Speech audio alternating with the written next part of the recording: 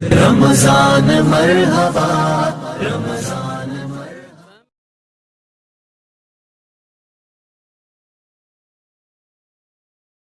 اعوذ باللہ من الشیطان الرجیم، بسم اللہ الرحمن الرحیم۔ ناظرین محترم، ہم آپ کو ماہ رمضان ٹرانسمیشن میں خوش آمدید کہتے ہیں۔ آج کی ایپیسوڈ میں ہم قرآن پاک کو جمع کرنے کا تاریخی پس منظر اور ہسٹری کو بیان کریں گے۔ حقیقی طور پر قرآن مجید کو جمع کرنے والا اللہ تبارک و تعالی ہے، چنانچہ اللہ تعالیٰ نے ارشاد فرمایا،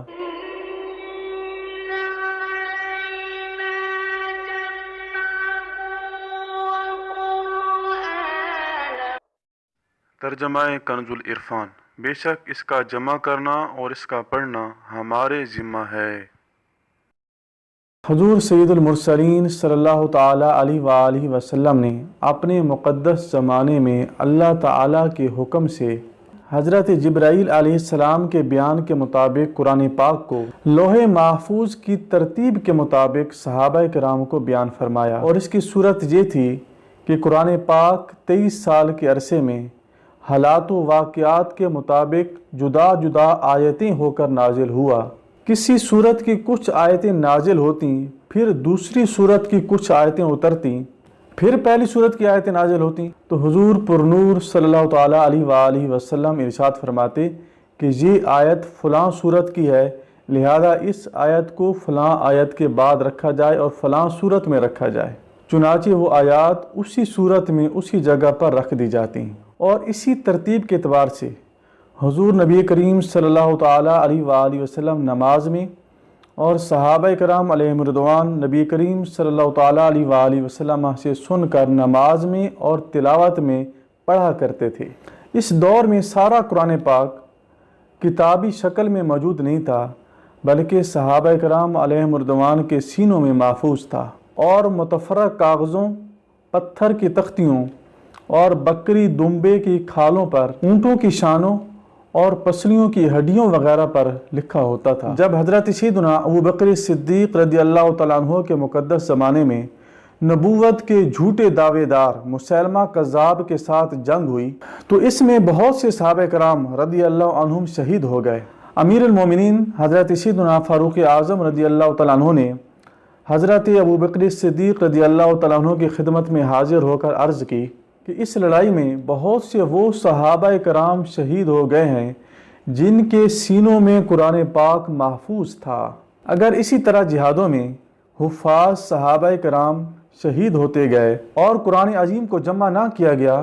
تو قرآن پاک کا بہت سا حصہ مسلمانوں کے ہاتھوں سے جاتے رہنے کا اندیشہ ہے۔ میری رائے یہ ہے کہ آپ اس بات کا حکم دیں کہ قرآن پاک کی تمام آیتیں ایک جگہ جمع کر لی جائیں۔ حضرت ابو بکر صدیق رضی اللہ تعالیٰ عنہ نے فرمایا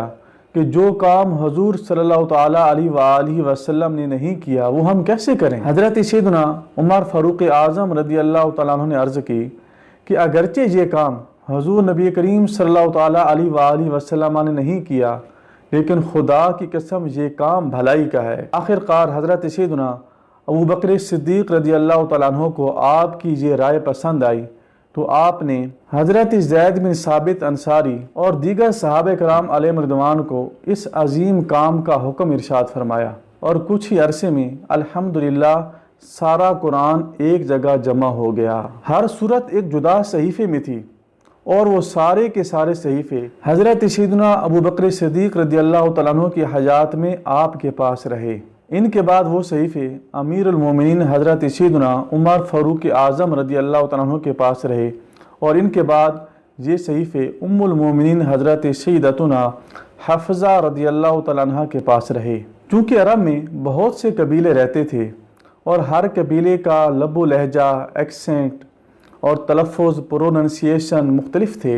اور حضور پرنور صلی اللہ تعالیٰ علیہ وآلہ وسلم کے زمانے میں قرآن نیا نیا اترا تھا، اور ہر قبیلے والے کو اپنا مادری لب و لہجہ اور پرانی عادات کو بدلنا مشکل تھا۔ اس لیے اللہ تبارک و تعالیٰ کی طرف سے ان پر آسانی فرمائی گئی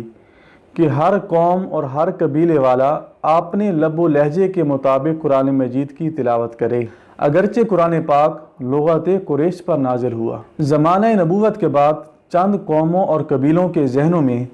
یہ بات بیٹھ گئی کہ قرآن پاک ان کے لب و لہجہ کے مطابق نازل ہوا۔ اسی طرح کوئی کہتا کہ قرآن پاک اس لب و لہجہ میں نازل ہوا، دوسرا قبیلے والا کہتا نہیں قرآن پاک اس لب و لہجہ میں نازل ہوا، جہاں تک کہ امیر المومنین حضرت سیدنا عثمان غنی رضی اللہ تعالیٰ عنہ کے زمانے میں نوبت جہاں تک آن پہنچی کہ لوگ آپس میں لڑنے لگے، تو آپ رضی اللہ تعالیٰ عنہ نے فرمایا کہ ابھی سے تم اس بات کے اندر لڑائی اور جھگڑا کر رہے ہو، بعد میں تم سے کیا امید رکھی جا سکتی ہے۔ چنانچہ امیر المومنین حضرت سیدنا علی المرتضیٰ شیر خدا اور دیگر اکابر صحابہ کرام علیہم رضوان کے مشورے کے مطابق یہ طے پایا کہ اب ہر قوم کو اس کے لب و لہجہ کے مطابق قرآن مجید پڑھنے کے اندر مصلحت نہ رہی، لہٰذا اب تمام قوموں کو لغات قریش پر جمع کر دیا جائے کہ جس پر قرآن مجید فرقان حمید نازل ہوا، اور باقی لغتوں سے باز رکھنا چاہیے۔ اور وہ صحیفے جو حضرت سیدنا ابو بکر صدیق رضی اللہ تعالیٰ عنہ نے جمع فرمائے تھے، وہ ام المومنین حضرت سیدتنا حفصہ رضی اللہ تعالیٰ عنہا سے منگوا کر اس کی نقلیں لی جائیں اور تمام صورتیں ایک مصحف میں جمع کر دی جائیں، پھر وہ تمام مصائف تمام شہروں میں بھیج دیا جائیں اور ان کو حکم دیا جائے کہ اب سارے کے سارے لوگ اسی لب و لہجہ کے مطابق قرآن مجید کی تلاوت کریں، اور اس کے خلاف اپنے اپنے طرز کے مطابق جو لوگوں نے صحیفے اور مصائف لکھے ہیں فتنہ ختم کرنے کے لیے ان کو تلف کر دیا جائے۔ چنانچہ اسی درست رائے پر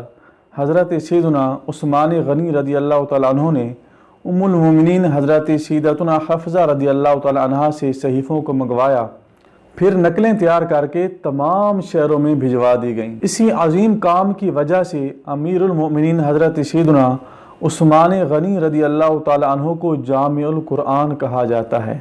ناظرین محترم، میں امید کرتا ہوں کہ آج کا ایپیسوڈ آپ کو بہت پسند آیا ہوگا۔ اللہ تعالیٰ کی بارگاہ میں دعا گو ہوں کہ رب کریم ہمیں قرآن مجید فرقان حمید صحیح سمجھ کر پڑھنے کی توفیق عطا فرمائے۔ آمین بجاہ نبی الامین و صلی اللہ تعالیٰ علیہ وسلم۔